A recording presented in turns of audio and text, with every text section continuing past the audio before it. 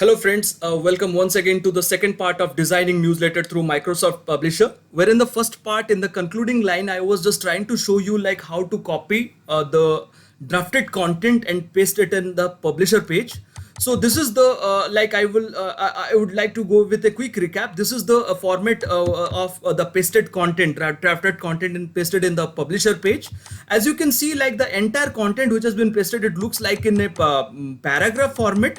Now what we have to do is we have to change this format into grid format. So what we have to do is we have to select the entire content and post selection. Like, yes, now the content has been selected. Now we have to go to format, and in format we have to go to column. In column we have to go to more column, and as prefixed earlier before starting of the during the pre-operational part of the project, we have kept the column the grid to 3, so we will go with the same dimension 3, and the ideal spacing is supposed to be 0.167.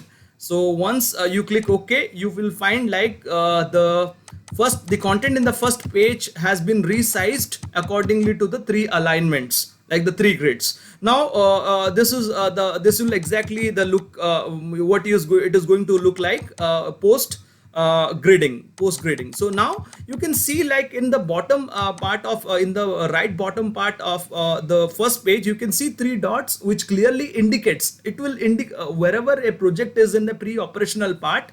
And once the content, when it has been copied and pasted in any particular alignment or grid, if some of the content portion is missing, definitely this is the unique part of Microsoft Publisher, like a 3 dot will appear, which clearly indicates like some of the text content is still missing because of the insufficient space in page number 1. So what we have to do, we have to create a page number 2, and for creating page number 2 we have to click right click in page number 1, and we have to insert, and this will inroad to this interface where you will find multiple options, whether you want a page before this page number 1, after this page number 1, whether you want a duplicate of page number 1. So all we have to select, we need a after page, like we need a page number 2, so that would be after current page, and we have to go with a blank page only. So we have to click OK. Now it will create automatically page number 2. So now what we have to do, we have to go to page number 1,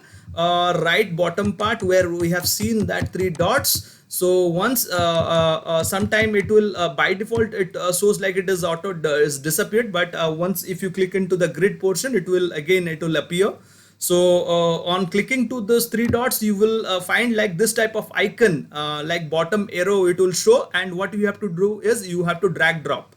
So you once now it has been selected. Now what I will do is I will drag and I will drop it in page number 2. So where I have to drop, what I will do is I will just go to the top portion, and in the first column I wanted it to be dropped. So I will click it in the like first column. Now you can see like the missing content portion has already been that has appearing in the page number 2. So again you can see like the 3 dots is still appearing. So what I will do is I will select I will expand its bottom part, so where further I won't see this 3 dots. Now you can see like the 3 dots doesn't appear. That clearly shows like the entire content which was missing in page number 1, that clearly that successfully came to page number 2. Again you can see like it is in a paragraph format. So for again we have to set up in a grid format. For setting up in a grid format, now we have to select from select, it is to go, we have to go to format, from format to column, more column, then more column to again we have to go with 3 grid from first page onwards. So 3 grid, and the ideal spacing is 1.67.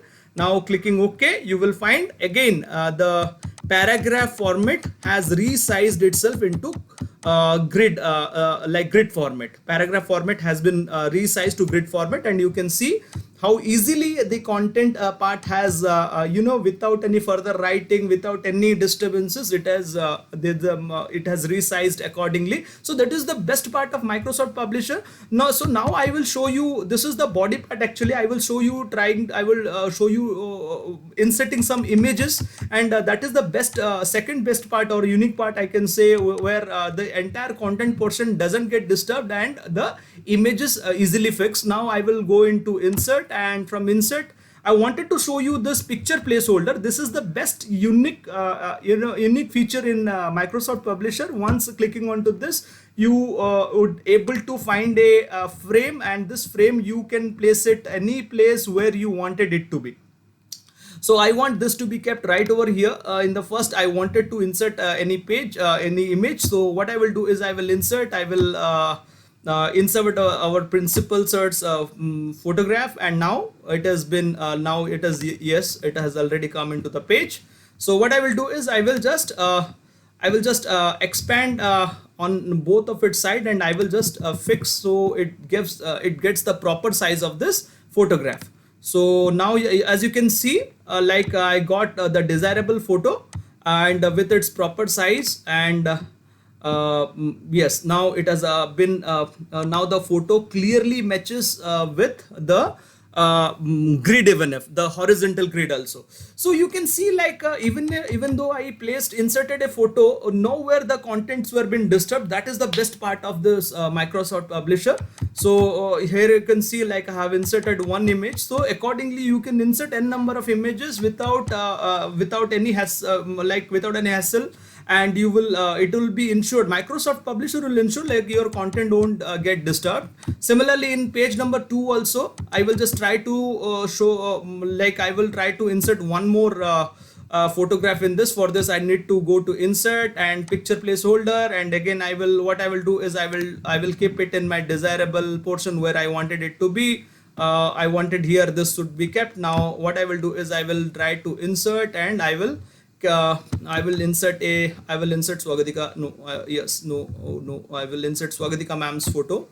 Yes, finally here she is, Swagatika ma'am, the concerned, the host, anchor, whereas all of us, myself and Lavanya, we are supporting her and the entire process. But here, okay, now you can see again the photo image has been clearly fixed in page number 2, and the good part is again the contents were completely undisturbed. So this is entirely the best part of Microsoft Publisher.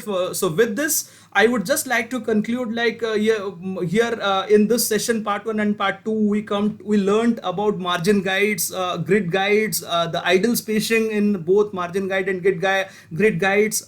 Even we learn how to format the content so as the text doesn't overlap with each other. We also come to learn about picture placeholder, and even how to dredge excess content of in any page or any grid.